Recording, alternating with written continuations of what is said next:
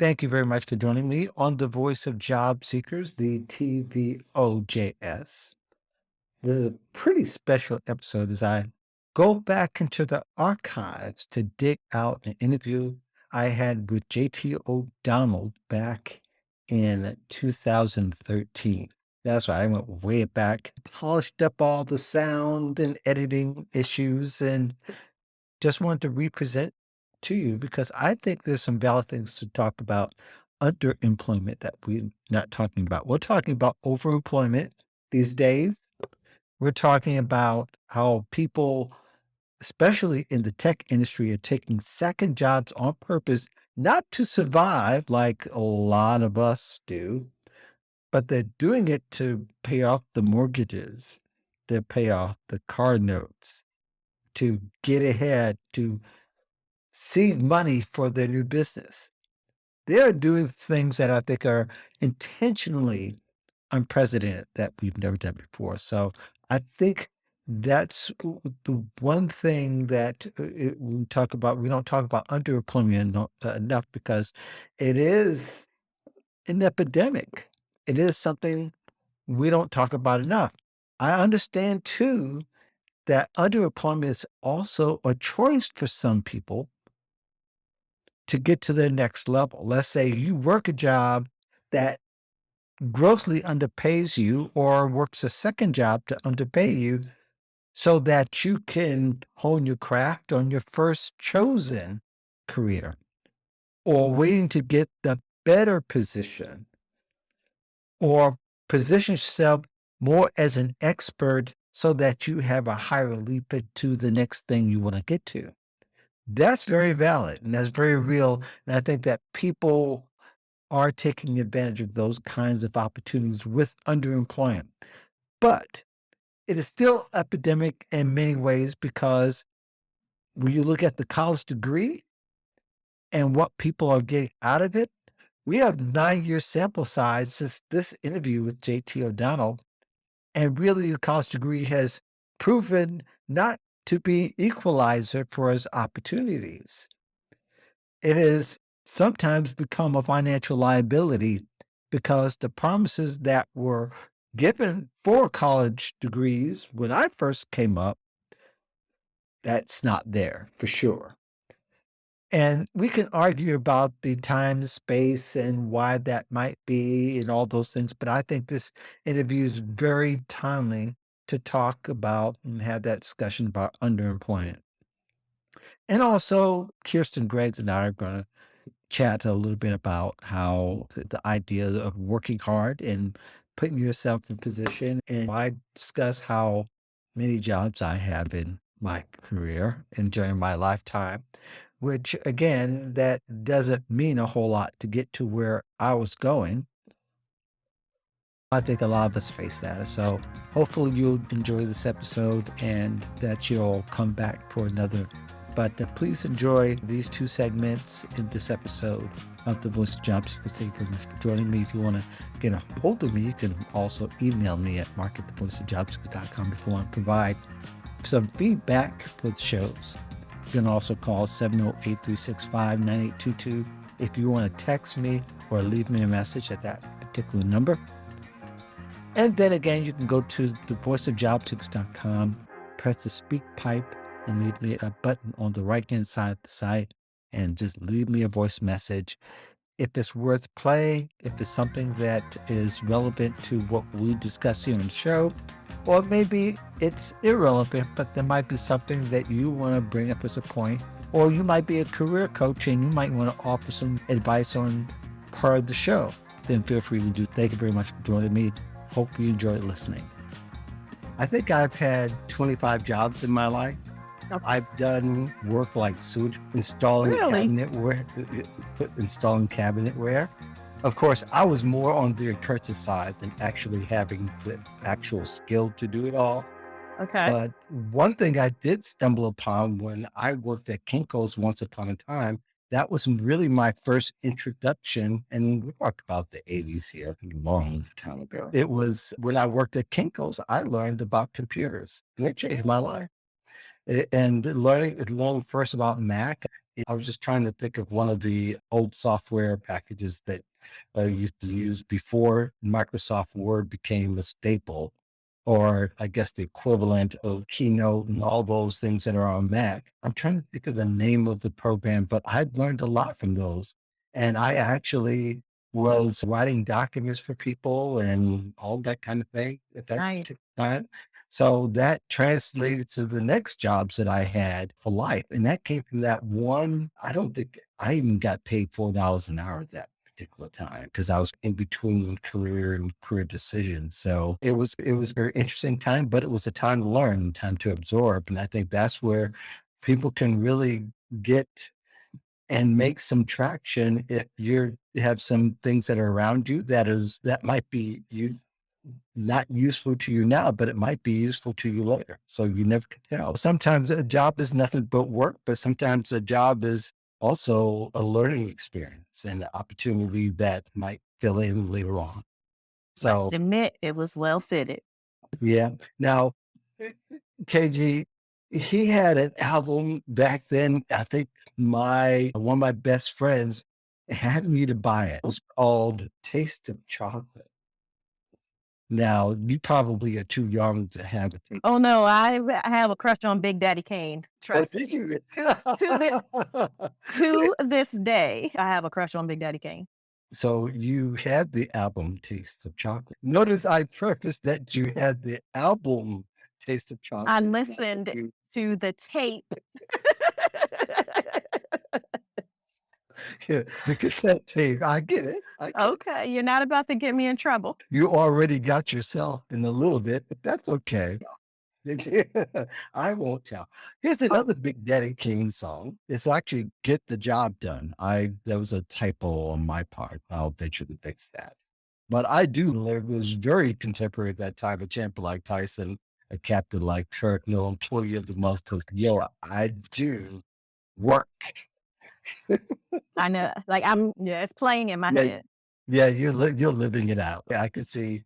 Go ahead, live your best life. I get it. I get it. But I think that's where we talk a lot about work ethic, but that's something that people are tired to lecture about doing work and working hard and all that.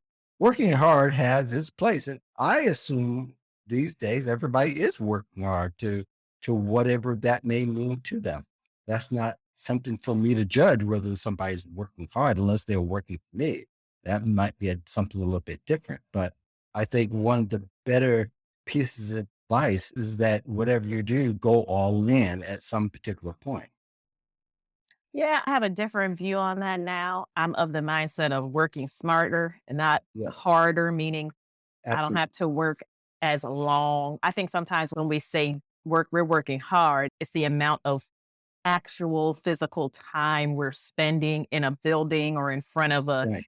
a piece of equipment. We may be just trying to fill some time. And I do think that breaks and rests are necessary to Yeah. bring your best self to work. And so, yeah, I'm all for working smarter, Yeah, not yeah. necessarily harder. But I think your point is well taken, being that a lot of people think it's I've got to the hustle culture that is it's put these days where Yeah. you're always working, you're always doing, you're always, and that comes from a lot from my generation, unfortunately, Absolutely. where it becomes And it was passed down and we passed it down. yeah, and we use that as a gauge to somebody who's doing, yeah, he's working hard and has been that it really doesn't really say anything about where you are as is working or whether in life. And that's probably sometimes that's not good, especially if you're finding that the hard work that you've done hasn't gotten you to where the promise was. And I think that's where the disappointment has actually happened is that I worked hard and it didn't get me where it got you, or Yeah. in that sense. Yeah. I learned that lesson early, probably mid my recruiting career. One of the guests that was actually on my show, or my live show a few last month, my friend Gene Wheeler, we were working towards this goal because they had just implemented the recruiters not only having their salaries, but that we would give bonuses for exceeding the goals. If you could hire 25 people people in a quarter or anything over that, it would up your bonus. Some of that was predicated on how many positions you had open, even if that was even achievable. But I remember that I was getting my bonus and some. And Gene said, "Don't you work yourself out of a job." And I didn't really listen because like I filled all my jobs and then I was bored. Oh, And then they were like, "Oh, you don't have anything to do?" So they gave me more work and they had me helping out other people doing things that I didn't necessarily enjoy. So ever since then, yeah, I held on to some of those recs. I didn't try to clean my slate every quarter, every month, or anything like that. Yes, it's definitely about working smart and not. y- yeah. And it looks different for everybody else. It doesn't have to look like you have to have your shirt dirty and your head sweaty. Yeah. Do that. That people really get into that part of it more so than because working smarter does mean, in essence, working harder because there was preparation, very often there's preparation before you actually do the work. And people really don't get that part of it. They think that you always have to be grinding, and you can grind from sundown to sunset, but for how long? I enjoy the career services versus student engagement versus college universities using social media dialogue because I have an invested interest in how my son will fare once he graduates in the next 3 to 4 years. So in this discussion with JT O'Donnell, who's not just a college advisory board member, but the founder of one of the largest career sites on the planet, Careerlism, she hears about these issues daily and is quite passionate about the future of students and their education and how that will translate to jobs. After all, that is the part of the American dream, isn't it? You get a college education, you get a job. I'm afraid that has slowly closed and coming to an end, unless, of course, there are changes in the way that colleges are interacting with students and making it a productive one and not one that is a love-hate relationship. Anyway, you're listening to podcast episode number 3, and this is the voice of job seekers. Let's go.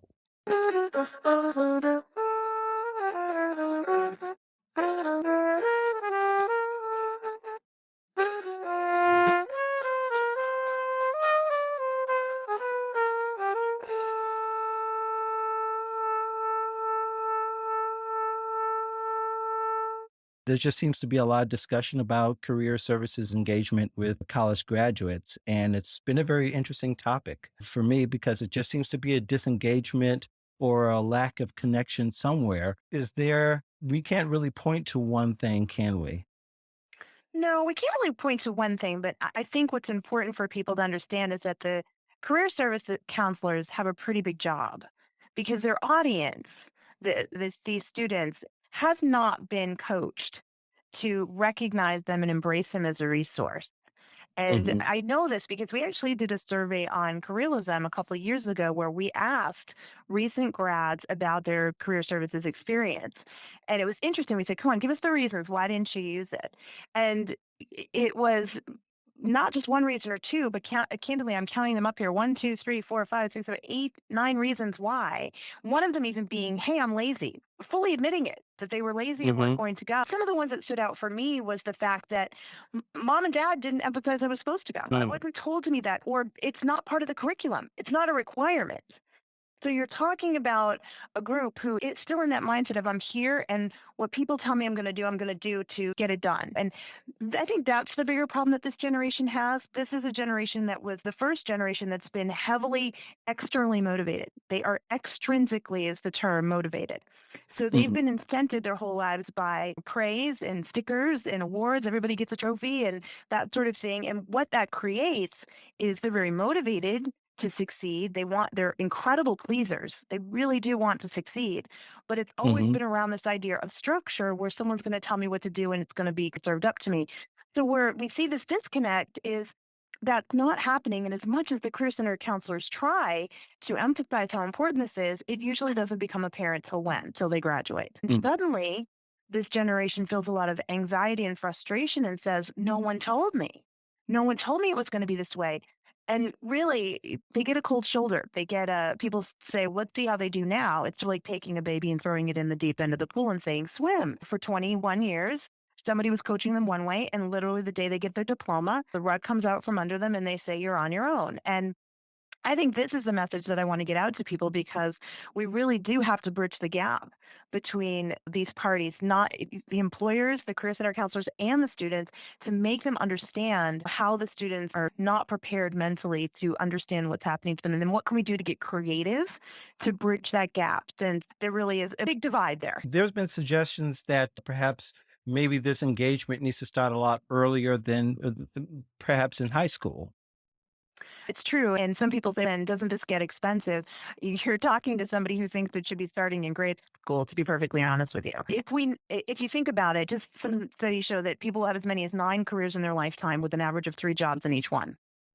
Mm. That is dramatically different than hundreds of years ago when we were building education systems, and certainly 50 years ago when we were defining these education systems. So we need to be teaching people that you're constantly going to be changing what you do for work.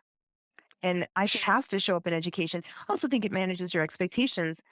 Mark, how many students have you met who are still under the impression that I'm going to go and I'm going to get my diploma and that's going to get me a good job and I'm going to have a career for 30 years? Sure. I So used to teach in the public school system, and it used to be by the time they get to 8th and 9th grade, depending upon what area and the economic system, a lot of them thinking that they're just going to get a job as soon as they finish out of high school, even, and there's that's still that thinking out there. Yeah. That's just it. And how about this? How many of us are guilty? I'm a parent. I know you're a parent.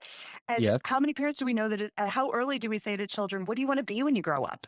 In a singular Yeah. form. There's only one thing you're supposed to be. We start at a very early age training people to believe that, and we set them up for disappointment. And that's one of the reasons I'm so excited to be working with the Career Advisory Board, because they're studying these economic trends and these cultural shifts, and it's huge. We have to understand these in order to change our strategy towards them. And to me, this is a big one. Sure. And it seems like the conversation is always shifting back and forth. 1 minute is to focus on career services and how they're not getting the support from administration. The other half is the other shift is students not getting the right direction, being led to the right places when there are tons of resources at our fingertips all the time. They can find out holes through Facebook and figure out how to hack Facebook, but they can't seem to get a hold of how to hack into their own experiences and to be able to and know how to present themselves in a very hireable, if we could use that word, fashion. It's true. And you talk about the administration, you're so right. Because I've talked to so many career counselors, and boy, they have next to nothing in budgets. They're there Hmm. to support an entire group of students, not to mention the alumni. And here they are with a great example in one of our surveys. So 77% of career center counselors are using social media right now to engage their students. Less than 25% were ever formally trained in how to use the social media. Yeah, and the study is showing also that the engagement is just not taking place as fast as everybody would like. That's just it. And the sad thing about it is that when this is really going to manifest is when all of these students stop donating to their school. And when the Mm. school says, why aren't we getting people donating? And they say, because I got out of that school in debt and couldn't get a job. And they're going to blame the school. They're going to say, you sold me a bill of goods. And that this is going to come full circle. We're hearing it now. And we're going to finally see that we have to start investing more in these career centers at these schools. They have to build it into the curriculum. They have to give these career centers ways to get creative to engage their students. They have to give them the training they need to engage these students. And they have to give the parents education to help the parents manage the expectations and tell all their students, you need to go first week of freshman year and find out the programs there that you can get involved in. When that starts happening, then we'll see things. JT, is there a school that really stands out during this time, or are there schools that are models for having at least being on the road to having the right type of engagement and getting the reciprocation from students? You know, it's funny. I was thinking that, and I think we're yet to see a school, and I would love if any of them were ever hearing this to pitch to me what they're doing, but we've yet to see one that I feel is really mastering it. And to your point, we're still really new in this, right? I think the companies are still trying to figure out how to use social media for engagement, and this is a pretty challenging subject, but I have seen a couple that I think are doing good things. First of all, I look at Elizabeth Dexter Wilson. She runs the career Mm. services for a tiny little college called Spring Hill. in Alabama, Mobile, Alabama. Okay. And I see what she does with her students. She is not only using social media, she teaches a course that they can get credit for, heavily Mhm. rooted in them understanding social media and LinkedIn and networking and all of these skills. She's bringing in speakers to engage with them, but she's actually using social media to communicate with them. And she's Excellent. getting them to engage back and forth. And that's another thing that we see as a result of the studies with the Career Advisory Board is that it's a very one directional usage of social media. So I look at somebody like her who really got it and said, you know what, I need to engage my students. And she embraced that and got training in it. But then I look at some of the bigger schools, like for example, here in the East Coast, Northeastern University. You have 3 semesters in a year, and 1 semester every year, you are required to do an internship. It's a requirement. It has to be Mm. done. And now when you think Excellent. about the power of that engagement, your student has to work, they're getting work experience. So already they're landing the higher placement rate out of school. But it prompts the student to start much earlier to think about their career. And we know from a separate study that less than 30% of students right now are doing professional internships in high school or college. Talking Hmm. about a generation, I know I started working when I was 13. How old were you when you started working? You had your first job? 16. I was Okay, there you 16 go. years old. Yeah. So think Yep. about how many years of professional experience we have by the time we finish school. These Right. students don't have it. So no wonder they're being viewed as professionally immature. So I look at schools like that and just made it part of the process. And now, lo and behold, their students are more professionally mature as a result.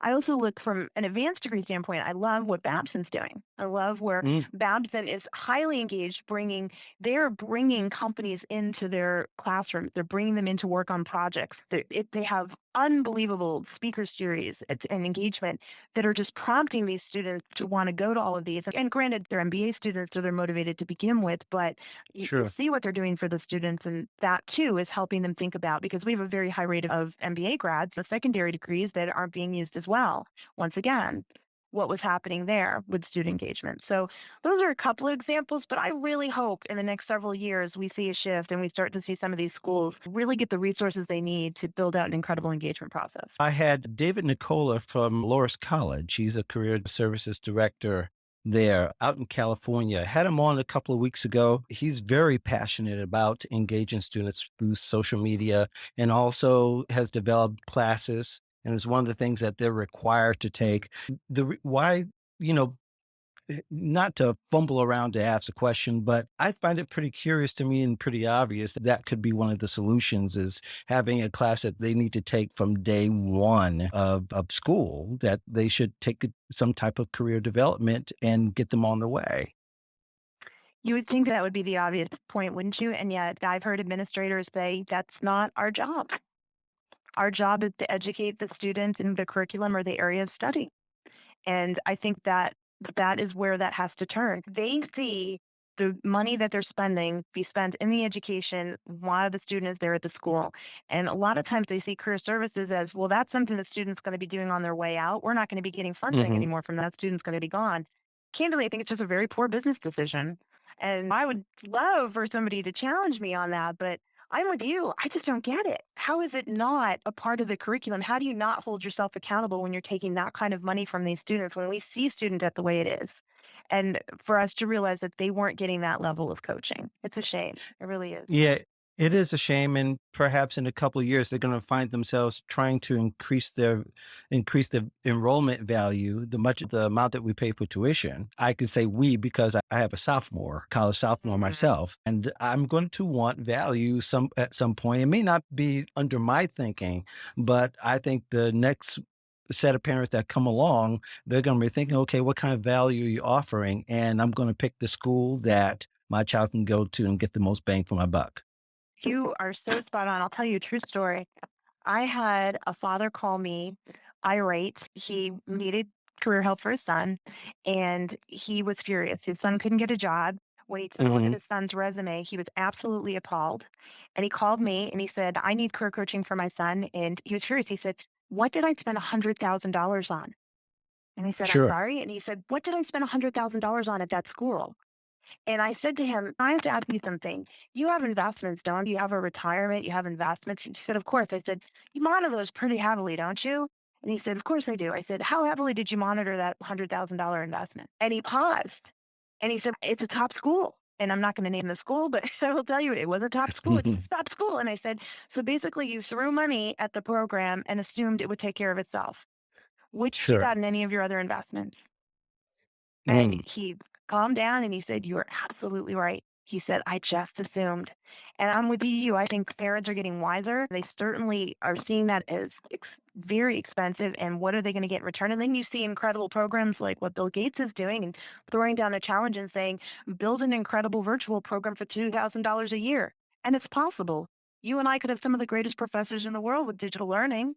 So that part sure. could come into alignment. And now we can start to talk about investing more in career services. Sure. We can probably go on for hours. I know. uh, because it is a fascinating subject, and I'm continuing to run a series of posts here at least once or twice a month to continue this discussion because there has to be a solution, and we have to draw attention to it. No, we So I think absolutely do. And I would just say too, I know individuals like yourself and we're both following the trends, but I tell people the more they can learn about, see research and trends like the work that the Career Advisory Board is doing, just to bring awareness to themselves to be more informed. I think that's the solution until we see a total shift. Individuals like yourself are doing incredible work getting the word out through blogs, but at the very least, people can do the research for themselves and be made self-aware to make smart decisions and smart choices going forward because we're not going to see that cultural shift anytime soon. But I don't want any more people to suffer, and I know you don't too as well. Yeah, like I said, I have an investment currently, and I'm very interested in how this is going to end up by the time my son graduates. Will he be able to some viable opportunities, some that I would expect the school would have something to do with other than sitting in class and giving in papers. JT, how can people follow you or find more information about you if you want to give your specs, if you will? Sure, they can always find me on LinkedIn. I do write for them. I love writing for LinkedIn, so you can find me there. And Right. also, I'm the founder of the website Careerlism. It's the word career and realism, and they share one R in the middle. And that site is dedicated to really bringing as much cutting edge advice as we can to all careerists out there, anybody that's looking to advance their career and understand the new rules. And our tagline is every job is temporary because we really Mhm. believe that. We think everyone's a business of one. So I hope people will come stop by and subscribe and learn how to empower themselves. And you also have the podcast and also the new We TV show. do. Thank you for mentioning that. Yes, so we Yeah. launched something called Careerlism TV. That happens every Tuesday. It's live office hours. People turn in on the homepage and they can ask questions in real time and we answer them for them and then we record them and we now have them in iTunes as podcasts. And starting in another month, I will just tell you, we will have something called the Wednesday webinar series. We have secured some of the most amazing authors out there right now, and they are coming on for a full hour and just talking about, you wouldn't believe it, but etiquette, business etiquette Mhm. is one of our upcoming ones. The speaker list is incredible. So we'll be doing those every Wednesday as well. Excellent. Looking forward to it, and I'll be following along as well.